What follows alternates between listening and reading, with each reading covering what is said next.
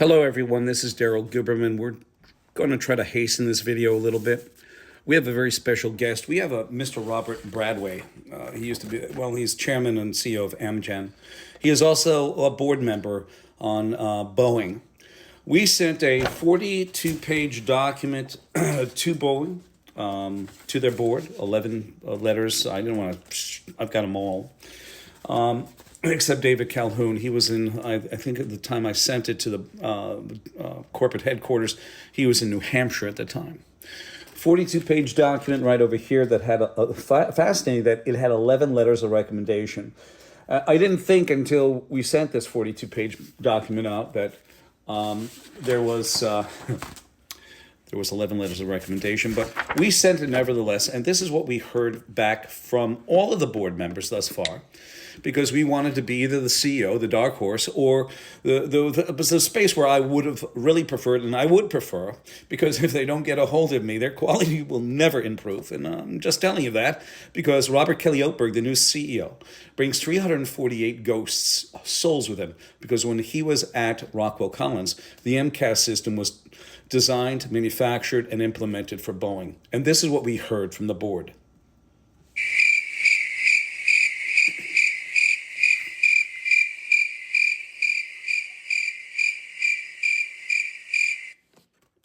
Now we continue on. Robert, here we go. I was there on April 17th. I was not invited there. I went there because it was an open door, and I was not invited to speak, but I got up to speak because I had something to say.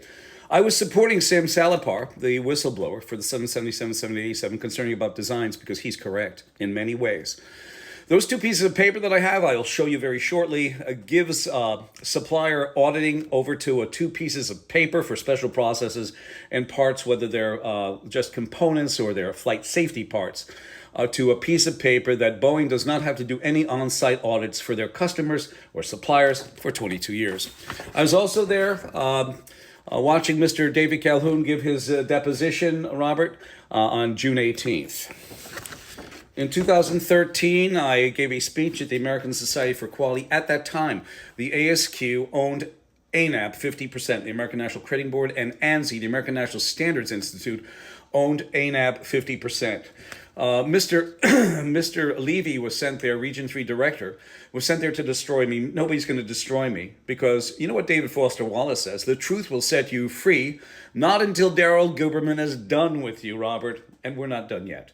In the middle, well, he basically said, Mr. Levy said that ANAB has no problem with you, Mr. Guberman, and we support you. Yet Boeing kept us out of their supplier certification mode, and so did Lockheed Martin. And they were breaking, and they are breaking, the Sherman-Clayton Act of anti-competitive, antitrust, and monopolization. We have it all. In fact, you'll see a piece of the monopoly when we expose it. In the middle, you have Randy Doty, the vice president of ANAB, chairman of the IF at the time, and also the 990 principal, the tax form, handing over leadership to Zhao Jinwu, communist Chinese national, who is mandated by his country of origin to take our data through the China National Intelligence Law, Article number 7.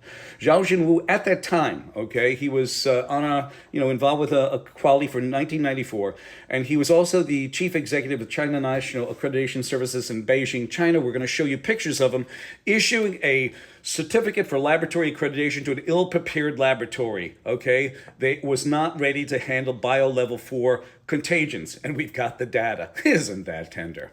So what happened is, over on this side of the world, Randy was a technical advisor at the time in 2016. He invited us to join either ANAB or IF. But how, Robert, how, I'm going to bring you back in.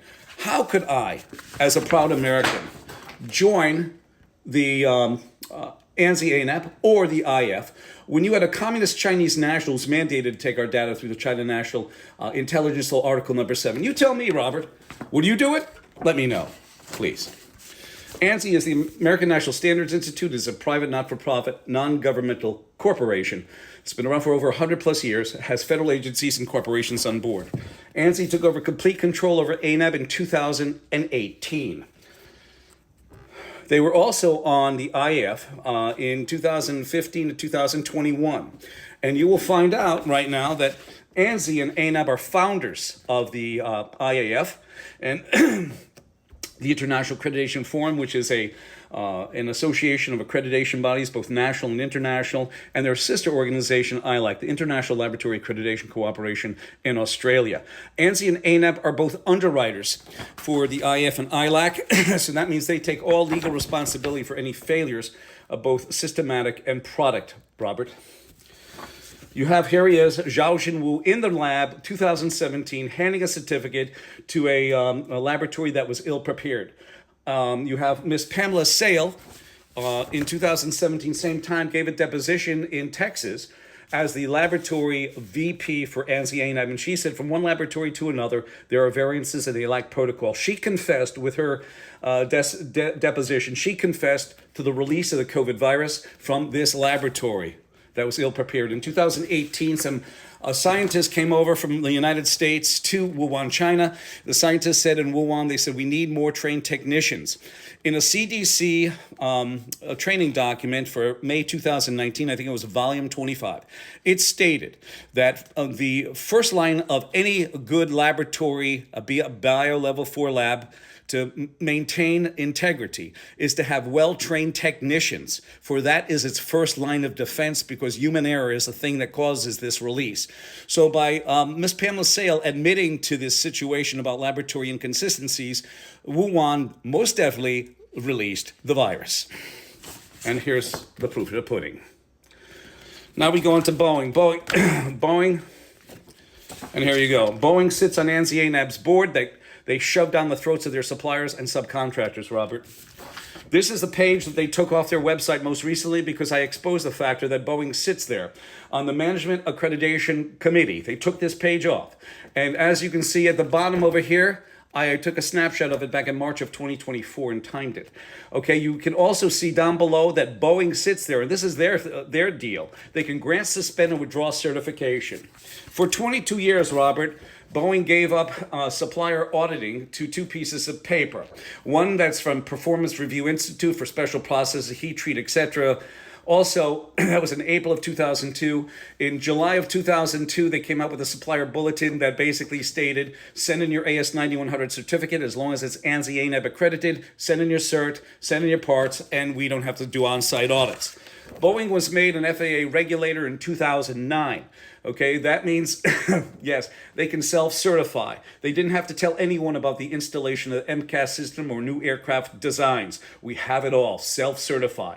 When the Indonesian and also Ethiopian airline went down in 2018-19, a spokesperson for the FAA came out and said that the FAA never allows any company to police themselves or self-certify. Somebody's BSing us. And most recently, Robert, let me just say this. The DOJ said that Boeing lied to the FAA. They didn't lie because, you know something, Robert? In 2009 through 2019, they are the FAA.